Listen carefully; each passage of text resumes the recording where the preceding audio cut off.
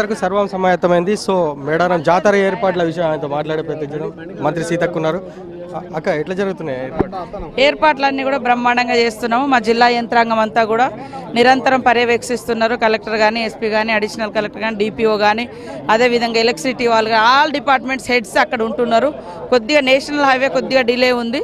ఇంకొక రోడ్డు కూడా కొండాయి రోడ్డు, అది పోయినసారి వరదలలో మొత్తం మునిగిపోవడంతో ఆ రోడ్డు బ్రిడ్జ్ కూడా ఇదైపోయింది. దాన్ని కూడా మేము చేస్తూ ఉన్నాము. ఈ కొద్దిగా డిలే అయ్యేటువంటి అవకాశం ఉంది, కానీ అన్ని కూడా జాతర కంపల్సరీ అందిస్తాము. చాలా వర్క్స్ డిలే ఉన్నాయంటే మేము వచ్చే రోడ్స్ కూడా చూస్తున్నాము.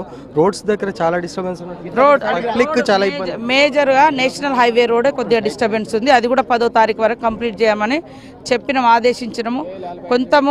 కొంత కాంట్రాక్టర్ల ఆరోపణలు ఎట్లంటే గతంలో మేము ఈ రోడ్ చేసినాము, ఆ రోడ్ చేసినాము, పక్కన ఏదో జిల్లాలలో ఆ ఫండ్స్ రాలేదని ఇక్కడ కొరివి పెట్టే ప్రయత్నం చేస్తే కూడా దీనికి లింక్ పెట్టద్దని కూడా గట్టిగా వార్నింగ్ ఇచ్చినాం.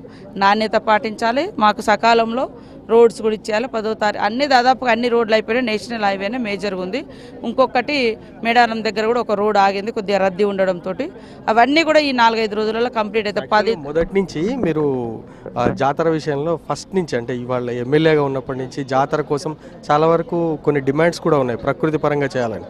ఈసారి మంత్రిగా పూర్తిగా ఈ స్థానిక ఎమ్మెల్యేగా మంత్రిగా అక్కడ ఎటువంటి అంటే ఏర్పాట్లు గతంతో పోలిస్తే కొంత అధునాతనంగా మారిన జాతరని ఏదన్నా స్పెషలైజేషన్ చేసే ప్రయత్నం? ఈసారి స్పెషలైజేషన్ చేద్దాం అనుకున్నాం, కానీ మాకున్న టైం 2 months దొరికింది. వాస్తవంగా ఎలక్షన్స్ అవ్వడం, మేము ఎలక్ట్ అవ్వడం, ఇవన్నిటితోటి పోస్ట్ జాతర కూడా మేము కొన్ని అంటే యాక్షన్ ప్లాన్ చేసుకున్నాము.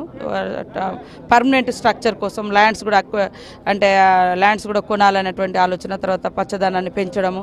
అదేవిధంగా ఇప్పుడు మీడియా పాయింట్స్ అవి కూడా ఈసారి కొత్తగా వేసినాము, కొన్ని బ్రిడ్జెస్ కొత్తగా వేసినాము, బస్సులది కూడా కొంచెం కొత్తగా వేస్తూ ఉన్నాము. అన్నీ మీకు తెలుసు, వరదలలో మొత్తం కూడా డ్యామేజ్ అయిపోయింది. సమ్మక్క సారలమ్మ గద్దెలు కానీ, హరిత హోటల్ కానీ, ఆ రోడ్లు కానీ, బ్రిడ్జిలు కానీ కూలిపోయినాయి. అవన్నీ కూడా రిపేర్ చేసుకోవడం మీదనే వాస్తవానికి మేము కాన్సన్ట్రేషన్ చేసినాము. కానీ పర్మనెంట్ స్ట్రక్చరు, పర్మనెంట్ పచ్చదనం, పర్యావరణం అవన్నీ కూడా ఉండే విధంగా ఈ జాతర, ఎందుకంటే ఇప్పుడు ఈ ఘట్టంలో మనం పెట్టుకుంటే అది అయ్యే పరిస్థితి కనబడతలేదు. కాబట్టి దీని తర్వాత చేస్తాం. దానికోసం కూడా కొంత డబ్బు అట్టి పెడతా ఉన్నాము. మేము ఈ జాతరలో తీసుకున్న పనులే కాకుండా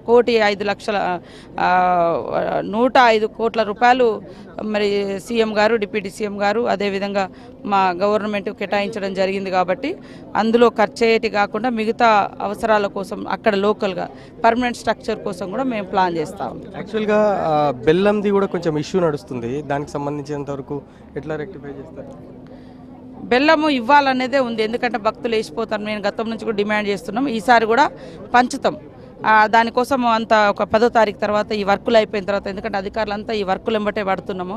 వర్కులు అయిపోయిన తర్వాత నెక్స్ట్ మనం జాతర నిర్వహణ, ఆ ప్రాంగణంలో ఎట్లా నిర్వహించాలో, ఎట్లా భక్తులను సాటిస్ఫై చేయాలనే దాని మీద 10th నుంచి మేము కాన్సన్ట్రేషన్ చేస్తున్నాము.